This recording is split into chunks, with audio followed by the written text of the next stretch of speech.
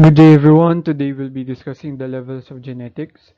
So genetics can be considered at several levels, from DNA to genes to chromosomes to genomes to more familiar individuals, families, and populations. So first, let's proceed to DNA or the deoxyribonucleic acid. So the DNA contains four basic building blocks. We have the adenine, cytosine, guanine, and thymine. So the order or sequence of this basis determines the information available for building and maintaining an organism. So what are the DNA base pairs? Di ba yung apat na nabanggit ko sa inyong base or bases, ano magkakapartner doon? Yung A with T and C with G. So adenine with thymine, cytosine with guanine. So those pairs are called base pairs. So each base is attached to a sugar molecule and a phosphate molecule. So the base pairs plus the sugar and the phosphate, ang tawag doon is nucleotide.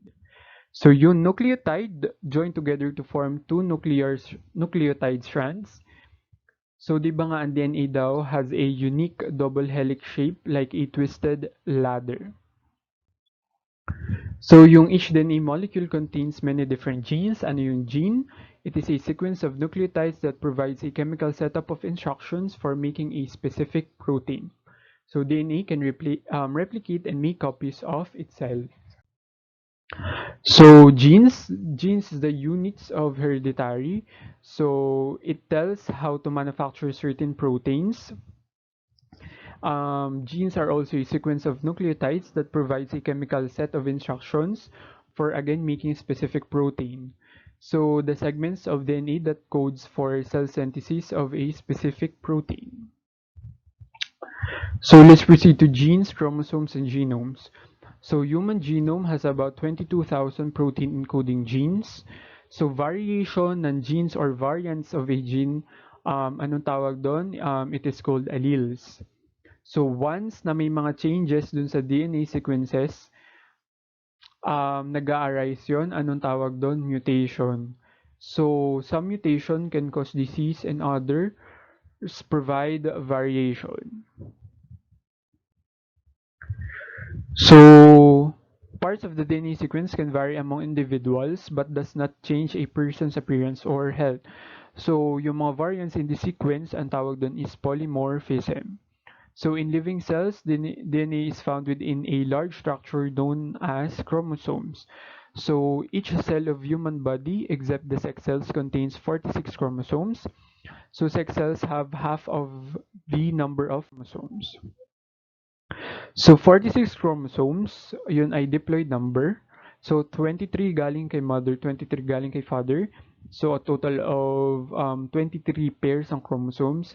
Dun sa 23 na yon, one pair is the sex chromosomes, two X chromosomes pag babae ka, and isang X chromosome and isang Y chromosome pag lalaki ka. So the remaining 22 pairs, ang tawag dun is autosomes. So yung sex chromosomes, they determine yung sex mo, while the autosomes determine yung other characteristics. So the human genome is a complete set of human chromosomes. So approximately 3 million DNA base pairs per set of chromosomes containing adenine, thymine, guanine, and cytosine. So let's proceed to cells, tissues, and organs. So human body contains trillions of cells. All cells except RBCR contain the genetic instructions but differ in appearance and function. So RBCs din wala din silang nucleus.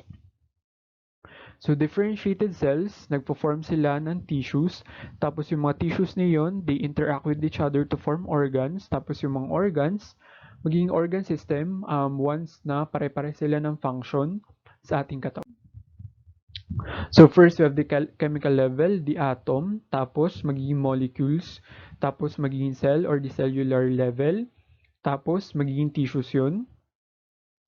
Tissues are consist of similar types of cells, tapos yung mga tissues na yun magiging organs, tapos magiging organ system, tapos yung kabuuan nun, yun na yung pinaka-human organism. So an individual, so the genotype, it refers to the underlying instructions. Phenotype naman, it refers yun sa mga visible traits. So ang genotype, sila yung mga alleles present, yung phenotype, yun yung alleles express. So yung mga dominant allele, yun yung may pinaka-effect na present or makikita dun sa isang tao. Yung mga recessive, must be present on both chromosomes to be expressed. So ang dominant, kahit isang copy lang, mag-a-appear na yon dun sa isang individual. Pag recessive, mag-a-appear lang siya if both chromosomes or kunwari isa kay mother, isa kay father, saka lang siya mag-a-appear sa isang individual. So let's proceed sa family and populations. So individuals are genetically connected into families. So a person has half of his or her genes in common with each parent and each sibling. Tapos, and 1/4 with each grandparent. So, first cousins mo, yung mga first cousins mo, share 1/8 of your genes. So, in genetics, a population is a large collection of alleles. Tapos, all the alleles in the population constitute the gene pool. So, evolution, ano yung evolution? It is defined as the changing allele frequencies in population. So, during evolution, yung mga species nagda-diverge from shared ancestors. Tapos, humans diverged more recently from chimps, our closest relative, than from mice, butterflies, sea squirts, flies, or yeast. So, most genes do not function alone. So the field of genetics once dealt mostly with traits and illnesses that are clearly determined by single genes. These are called single gene or the Mendelian traits. So most of the genes do not function alone and they are influenced by actions of other genes. However, there are numerous and types of bacteria living in our intestines vary from person to person. So we have multifactorial or complex traits. These are determined by one or more genes and the environment. So they are the traits that are controlled by many factors. So ano yung mga factors yun? Pwedeng lifestyle, nutrition, yung ginagawa mo sa araw-araw. So genetic determinism, it is the theory that human character and behavior are shaped by the genes that comprise the individual's genotype rather than the culture, environment, and individual choice.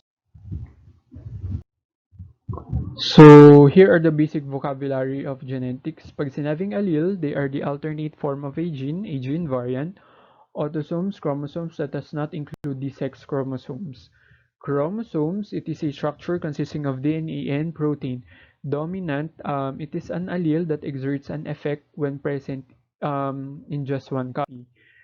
Ang gene pool naman, all of the genes in a population. Ang genome is the complete genetic composition of a cell or organism. Genotype is the allele combination in an individual.